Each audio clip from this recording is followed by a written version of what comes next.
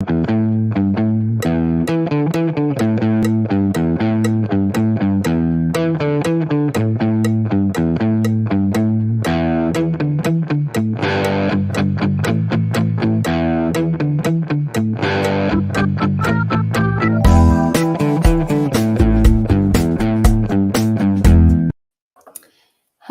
everyone, and welcome. This is another episode of Behind the Scenes with Lumavate, where we peel back the curtain to discover how Vidyard customers are using video and Vidyard to accelerate their business and make more human connections. I'm Rebecca Whitaker, content strategist here at Vidyard, and today my guest is someone I find particularly inspiring in my past conversations with her. Stephanie Cox is VP of Sales and Marketing at Lumavate, a platform that makes it easy for marketers to create their own apps with no coding required, something that I can appreciate. Self-described as someone who asks for forgiveness, not permission, Stephanie is not afraid to jump in and solve problems by trying new solutions that have maybe never been done before. So let's jump in and hear from the source what Stephanie's been up to. Welcome, Stephanie. Thanks for having me, Rebecca. So excited to have you here. I love talking with you about all the ways you're using video. It's really exciting. Where are you joining us from today? I'm in the north side of Indianapolis, Indiana, where we can't determine if it's spring or winter yet. We are in the same boat here. As you can tell, it's a little dark and cloudy here today. So it's like, okay, I've got the sweaters on. Yep. But yeah, so excited to have you. I guess we'll just jump right in. Just wondering sort of, maybe if you want to tell us a bit about what Lumavate does. I already kind of gave a preface, but what do your customers love the most about working with you? Yeah, so we enable marketers, but really anyone, honestly, to build apps without code. So if you've ever, built a mobile app before, typically you've had a developer involved, a dev shop, maybe IT, an agency, and it's taken a ton of time, a ton of money, and then you change your mind and you want something else, and you kind of have to start the process over again. And so what we really do is take all of that away, and we empower marketers who can use, other MarTech solutions. So if you can use something like a MailChimp, HubSpot, Salesforce Marketing Cloud, you're going to be able to use our platform really easily to build an app and publish it literally in, a matter of an hour or so. That's amazing. Yeah, I can really appreciate that. Our team is always looking for those types of tools just to have more agility and more freedom to switch it up. And yeah, so that's awesome. So I know you use a lot of video currently, like sort of throughout, like even visiting your website, you've got that awesome video section. But I'm wondering if you could talk about how it started. Like, when did Lumavate start using video, and what were your goals or things that you wanted to accomplish? Yeah, so our video journey, I've been at Lumavate for 4 years now. It's really about like a little over 3 years old. And what happened was I had a crazy idea, and it's not a crazy idea now, but like 3 years ago it was, which was, what if we started sending out personalized videos to people in our prospecting campaigns? What? Right? Like, what? And I remember when I suggested that to the team, they all looked at me like I was crazy. It was also around the same time I suggested, like, what if we did these whiteboard videos? They're like whiteboard illustrations, and we launched one every week. And they're like, this, like, all of this sounds like a typical Stephanie idea, super crazy. How are we going to do this? And that's really like what started. And I started with, honestly, like, not using software to do it, not any specific software. So I asked our sales team to pick 20 accounts that they'd like to get into, and we would do the research on the person, write a video script for them, help them film it, and then they could send it out. And my mistake, I did not put any caveats around this, right? So like, they pick things like Starbucks, Walmart, and I'm like, you guys, but here we are. So, because part of my challenge is to get them on board, because if this was going to work, I need them to film the videos, send them out, and then ideally like continue this behavior. So it took us probably a week to like research these 20 people, write these scripts. And I'm talking like, I had a marketing person write scripts for them. Like, this is how detailed it was. Like, exactly what they would say for each one. Account. Okay, wow. Right. And then we got in a room, and it took us way too long to film these like 90-second videos. I think it took us like 4 or 5 hours. Were you And doing like different takes and stuff like that? Like, was it trying to because get they it would perfect? perfect, right? Because they would mess up. They would say, or they would like, it was so like, she would scroll like so we did it on a MacBook, right? Like, I'm not talking professional, like at all. On a MacBook, on the other side of the screen is like your video. And then on one side of it is like the script, and the other person is scrolling for you as you read. Right. Right. And then They're hacking it together. We're hacking it together, right? So it took a long time because, what should be, a 1 or 2 take video, we might have tried 10 to 15 times until they were happy with it. Right. And so after we did that, we did, quick editing. We posted them on YouTube as unlisted videos, right? And then we did screen captures of, this is how crazy it is, you guys, like how we started and how hacky it was. Screen captures of like the first thing so we can embed it in the email and link it to the video page. Wow. And I did what I probably would never really normally do, but I was like so just over this project at that point. It was like Friday, it was like 3 or 4 o'clock in the afternoon. I was like, just send them out. Like, I'm not waiting until next week. Like, I want this to be done. Yeah. And by Monday, we had already booked meetings like over the weekend. Oh, wow. That's quick.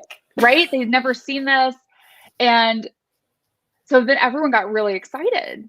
And I said, okay, so you guys agree that this works. So let's try with a bigger audience. And we did it with 100 people that same hacky way. And it took just as long. Oh, no. And then quickly, we saw the same type of results. And from there, we really decided, okay, we need to invest in technology. And that's when we reached out to Vidyard. And it'd be interesting to hear what my sales rep said. I was probably like the fastest close ever. I was like, I've already done my research. I already know I want to use you. I know this works for me. How much do you cost? Yep. And how quickly can I get started? Yep. That's awesome. Yeah. And it speaks to, I guess that's how you ended up scaling and just making it easier. And I like what you said about the fastest close, because I feel like this was a few years ago, but people now are doing that way more often, like coming in ready for no matter what product it is, but doing the research online ahead of time and kind of coming prepared. So yeah, exactly. Well, and I think what helped people too with like in that situation was like, I knew I wanted to use video, and as soon I was just waiting to prove out the tactic. Right. So while my team is working on all these videos and we're testing stuff out, like I'm doing my research, I'm talking to colleagues about what solutions they're using. I'm figuring out, like, I'm assuming this is going to work and we need to scale it. So I think sometimes people wait till it works to scale it, and then it's really hard. But if you start like doing some of the groundwork for, I'm a positive person. So I'm like, well, of course this is going to work, and we need to scale it. How do we do this?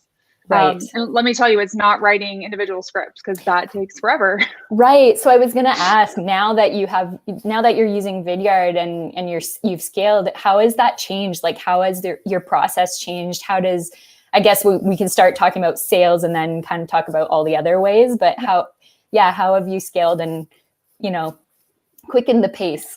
Yeah. So we, like as soon as we started using Vidyard, and this was, I think, early 2018, we probably like for the first 2 or 3 months afterwards still did script writing for our SDRs. One, because I was asking them to do a lot of things they were super uncomfortable with, right? Like to film videos, and to, do this very personalized prospecting outreach, which we had been doing in other channels for a while, but not with video. And so I wanted to kind of like alleviate, hey, you don't have to worry about what to say. We're going to give you all the information. You don't have to do the deep research on a person. Someone in the marketing team will handle that.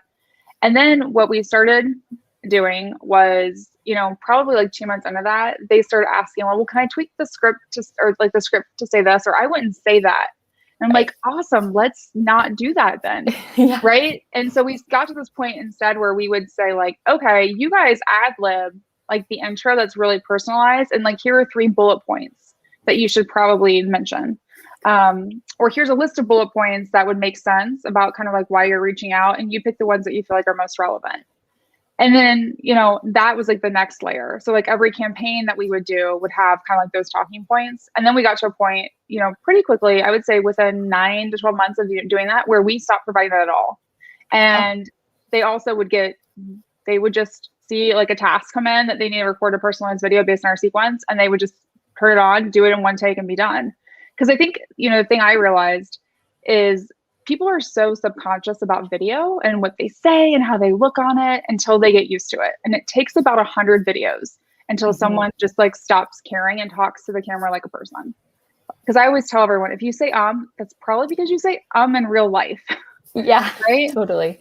Like if you mess with your hair, it, like this makes you feel like a person, not like this super polished marketing piece. And that's what, to me, authentic video is about. Yeah. Is that realness. That, I mean, when we hire SDRs, like one of the questions I ask is, do you want to do video? Like, are you comfortable? You will have to film, like, not just one video, like hundreds of videos a month. How does that make you feel? And sometimes you can tell people are like super uncomfortable. Like, oh my God, that would be like the worst thing in my entire life. And other people are like, well, I've never done it, but I'm sure I could do it. Like, and you need someone like that, because if they're really uncomfortable, and some people are, no amount of training is probably going to get them to a point where they feel successful doing a lot of videos. The people who are like, well, I've never done it before, I'm a little nervous, you're probably going to get with training and just like repetition, they'll be fine. But the people that are super shy and don't like getting their photo taken or don't like being on camera, it's going to be a challenge for them. And just, acknowledging that, because you don't want to put them in a situation where that's an expectation and they would like absolutely hate doing it. For sure. And when you onboard them, is there something you do, or do you have a process? Like, I know yes. So I always give anyone new to like an SDR sales role a list of accounts, and we give them scripts. Okay. For those, and they're super old ones, they don't know that. Right. So I tell them they have to film. It's usually between 30 or 40 in their first week. Wow. And so I actually block out time in their training schedule for them to, we teach them like Vidyard, usually on like day 1 or day 2, depending on their schedule. And then there's time Wednesday, Thursday, and Friday for them to film these videos. And I anticipate that it's going to, like, we give them probably like 10 hours to film 30 to 40 videos, because it's going to take them that long. And they're going to mess up, and they're going to spend a half an hour on their first video, right? Not because it's a half an hour long, but because they are so just preoccupied with like what they said, how they looked, all that stuff. So we have them do that. And then at the end of the week, myself or someone else will sit down with them and have watched them and go through them for feedback. And then that's when we tell them that no one is ever getting these. And maybe, I think sometimes there's like a sense of relief and then also like frustration at that point, because they're like, oh gosh, thank you. But then also, why did you have me do this? And my point to them always is now when you do the next ones next week that we are going to start sending out, you're going to take less time. You're going to feel more comfortable. Like, you've gotten some of those first day jitters out. Absolutely. And so it takes about 100. So we typically get them, almost halfway there. So in their first month, we'll have done more than 100 videos, and it becomes like second nature. Right. Practice makes perfect. Yep. So does your sales team, I think you mentioned like these would be more prospecting videos. Does your team use video for other use cases as well, like lead follow-up or meeting follow-up? What kinds of things? All of the things. And I think it really kind of depends too. And one of the things that we like to do, because we do integrate Vidyard with Salesforce, is we can see, right, when someone opens a video, like, one, did the video help them in prospecting? If so, using it through the sales process makes a ton of sense, because we'll know they'll watch it. Right. Same thing with like the sales process when it transitions over to customer success. If they watch videos during the sales process, using video is going to be another good tool. So that's one of the things we always do, especially if something starts to stall, is like, how have we gotten them back before? How we've gotten their attention, and, thinking about that. And oftentimes it is video, but we do things, around follow-up. So, if we're going to send you like a copy of our deck, I hate it when people just send the deck, like after a meeting. Just take 90 seconds and record a quick video and show a couple of the key slides, because chances are they're going to pass that to someone else. Yeah. And it's a way for them to, kind of hear from you and your words versus just seeing the words on the slide. Yeah. We also do the same thing when you become a customer, right? Like, how do we transition you to customer success? We use video in those areas. And then we also, use video with, like our CEO as an example, when we're trying to close a deal and we want to, we think a video from him about why he's excited about bringing on a certain customer and how we believe we can help them. Like, that's another line that we'll do. Right. So, we're really trying to figure out ways to use video that are extremely helpful. Right. Across the board. That's awesome. Yeah, I guess on that note, it's a great time to talk more about the other ways you're using video in terms of marketing and things like that. Like I know the last time I talked to you, we were talking a bit about how Lumavate has switched over to product-led growth and how that's kind of changed the way you use video as well. So yeah, what does that look like now from a marketing standpoint? Yeah, it's totally different, which is like in the most exciting ways because it's really challenged us to think about video differently. So when you're doing outbound and you're targeting, with ABM and, how video is used makes a lot of sense. When you have more inbounds coming in with product-led growth, these are people who are in your product. So obviously, right, we have product videos and stuff like that we host on Vidyard. But we also have been thinking about like, how do we provide kind of that, expertise that we might have done in a sales call to someone that may never talk to our sales team and may convert directly in product. And so that's really where our customer success team is starting to come in. And, what we're doing is we're looking at customers and who are, building different things, different types of apps in our platform. They have a clear use case or there's new functionality that comes out, and we'll actually record a video of us like showing like, hey, here's your app. We wanted to point out like, here's a couple of things that we think would be really beneficial, or, hey, have you noticed this? Or I saw you were in this industry. Here are some templates that we have that I think you might benefit from. And it's almost kind of like, this 1 to 2 minute like free consulting advice. And with an offer to, at the end, do you want to go ahead and book like a 15-minute session with us to get some more feedback? That's awesome. And the reason why I like that, honestly, this is not an idea that I had. I actually stole it from someone because someone did it to me. Some of the best ideas come to you, right?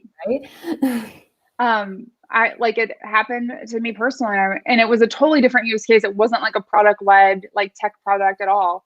But I had signed up for something within like 4 hours, they'd sent me this personalized video that was like walking me through kind of like their solution.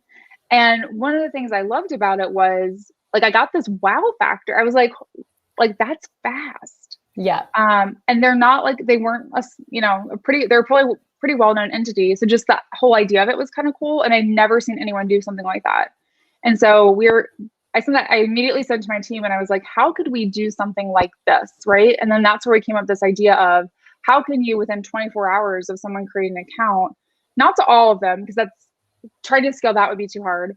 But how can you start to select out ones where I think there's real value we can provide and send them that personalized video? And then how do we think of the rest of the group and bucket them into different segments where we might have pre-filmed videos that we could send them specifically to where it might appear that they're stuck in the product or what we think they're trying to do with some best practices, right? So everyone's going to get a video, but it's going to be kind of based on who you are and what you're doing in our product in a way that's not automated. Right. Okay. Yeah. I was going to ask, how do you recognize those people? Like, is it behavioral activity in the app, or how do you decide? Yeah. So we really break it down a couple of different ways. So first way is like, what have they done in the app, right? So kind of if you think about like our flow, once we get you into the studio, right, you have to start the app, you have to add pages to it. We have components, which are like those visual elements. And then once you build it, you publish it and it's live for other people to see. And so we look at each of those. And so every account, like I know every morning exactly what stage they're in. Okay, cool. Yeah. Right. I also know how many activations, if they've published it, they've had. And then we have a more, I would say, subjective level of data we put on that too, which is like, what kind, like, some people come in and play, right? Like they're not building an app for a certain use case in PLG. They're just trying to figure out what we do. Right. And some people come in with like it's very clear what they're doing. So we have kind of that layer as well. And then we also allow you now to build up to 5 apps. And so another thing we look at is how many have you started?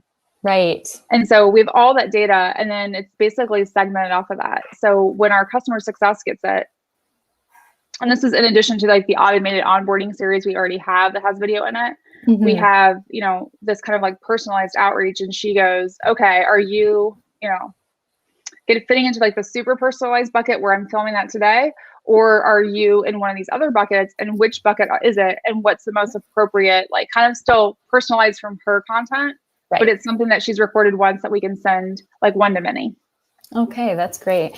And so where are people viewing these videos? Like, I know you've got a lot on your website and Yes. So where are you reaching people, or where are you finding the most success of where people are watching your videos? Yeah, so I think websites, we have a couple of places. We have a videos section of the website, and that's where all of our videos live, and you can filter by type. We'll also be branching that into a bigger learn section that's more of like help content. We have them within our help content today.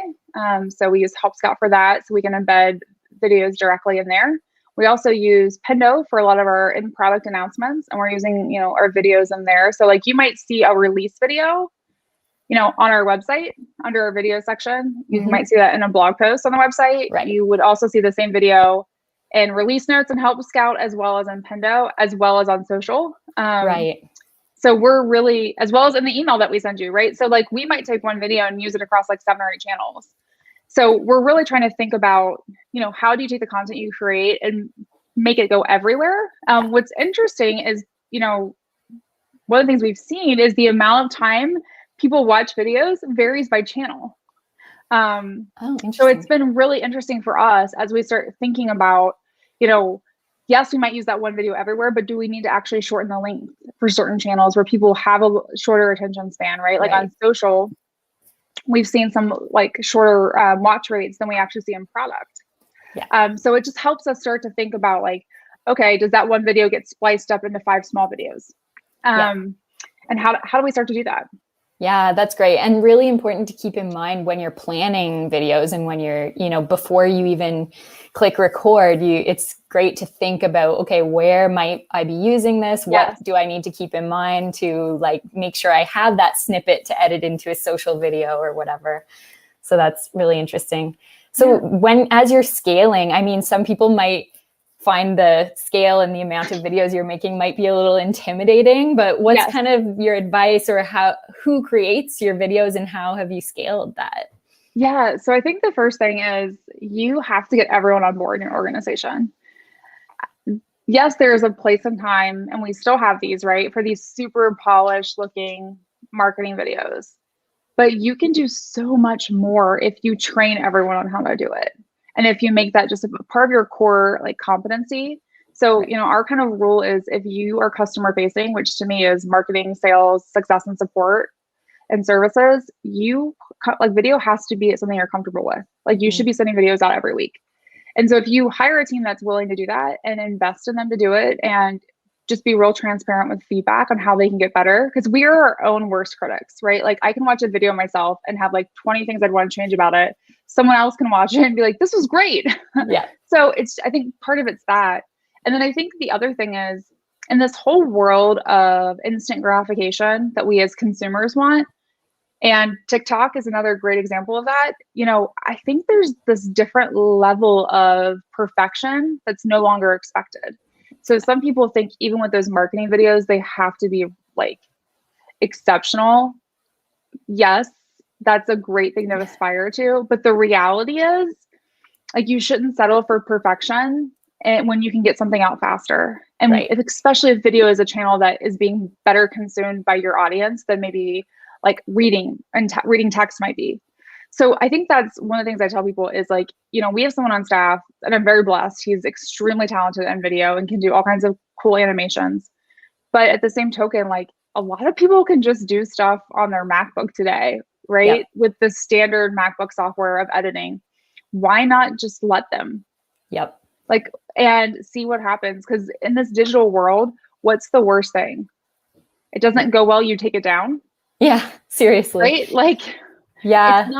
It's not like a TV commercial. It's not like a printed ad where it lives forever. And in fact, people are not expecting that, or they probably don't even want that half the time, because they want to see something real. They want to see the people behind the product. And I mean, especially when, you look at us, we're both sitting in our home offices. It's like, it's almost like seeing a really overly polished video these days is a bit of a, wait, something's weird. Yes. It's funny you mentioned that. I was telling that to my husband the other day because now, like a lot of the commercials you see, people are wearing a mask, or I Right. saw one the other day where someone wasn't, and I was like, that doesn't feel right.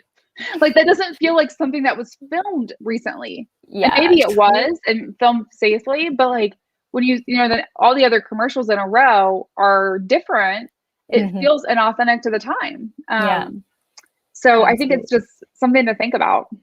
Yeah, for sure. I love that. And I think it's definitely where we're going and got to embrace Hmm. it. And yeah, I mean, it's hard for sure. Like, I find it still hard to get on camera and get going. I mean, maybe I'll ask you as one of our wrap up questions, but I always kind of like to ask people if you have any tips about what you do personally to feel comfortable Yeah. on camera, or while you're creating videos. Like, some people have like a rule of how many takes, or do you have any Oh, of those? kind of. I mean, I think, Or just how to be confident? yeah. So one of the things that someone taught me, this was around the same time we were starting our podcast. And the consultant we used to help us get started, she said, before you do an interview, do 10 jumping jacks. Ah, And I yes. was like, that's weird. And she said it actually gets like your adrenaline rushing. And Right. so you come off to be more excited, even if you're having like a bad day, you don't feel good. And so that's kind of been my thing now. So before I go on camera, if I'm going to record something or if I'm going to go speak somewhere, I just like quickly do 10 jumping jacks, which it's nice being at home now because I'm, usually wearing like yoga pants and slippers, Yeah. but back in the day when we used to be able to go places, I'd be in heels and I would do like 10 jumping jacks before I'd walk on stage. Don't twist your ankle. Right. And I'm like, this is one of these days, this is not going to work out well. But I've noticed like it just kind of raises you up and gets you fired up pretty quickly. And then I think because of that, like that comes across visually, like you're super excited, even if you're tired and you've not had a ton of sleep, or, it's been a long day, whatever, it just really does help. And I think it also gets your voice, like tone tends to change a little bit. Mhm. Mhm. And I think part of it about video is being your true self. And if you're really passionate about what you're talking about, like that comes through so naturally. Yeah. People can tell when it's forced. Yep. Absolutely. For So, sure.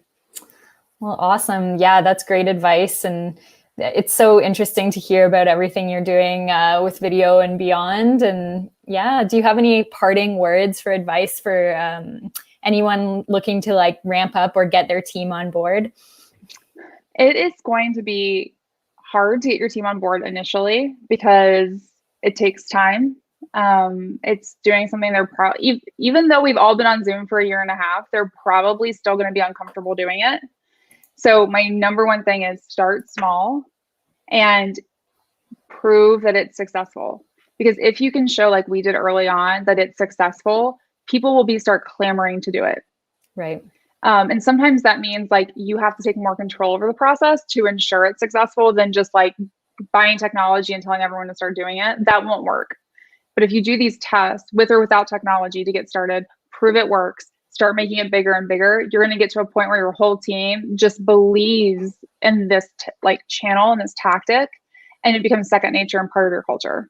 And I think, where I've seen people struggle is when they go out and they say, we're going to start doing video, but they've not like spent the time proving to their team that it works. And not that it works somewhere else, but that it works at this company for people that work here. I was just going to say it has to be tailored too, right? Yes. Trial and error. Exactly. And I think, and don't try and boil the ocean all at once, right? We didn't try and do it. Like I told everyone, what if we did this for every prospect? Like that's the end goal. Yeah. But the first goal was 20 people. And then the next goal was 100. And we were, we had on the whiteboard that we would change every day, like how many people, like what were views? Cause this is right back in the day when we would go into like unlisted videos on YouTube and like, look at the views. Yeah. And remember how many of that was us. Yeah. So, but I think that's, starting to being really honest with those metrics and showing people like they'll get excited. Like everyone wants to be successful and they want to know how to do it faster. So part of your role as a leader is giving them the tools to do that and being in the trenches with them until they believe in it. And then once they do, it no longer becomes your initiative. It becomes just the way we operate. Yeah, that's great. And I think one other thing, just kind of, you just touched on view counts and stuff like that. But one thing I talk about often is it has to also not only be the strategy that's right for you, but like the metrics that are right for you. Yes. What are you looking for? Are you looking for engagement? Are you looking for views? Like it depends. What you have to set those goals kind of before if you're expecting results, right? Yep. No, completely agree. Yeah. Well, that's great. Thank you so much for speaking with me today, Stephanie. Always a pleasure. Have a great afternoon. You too. Bye.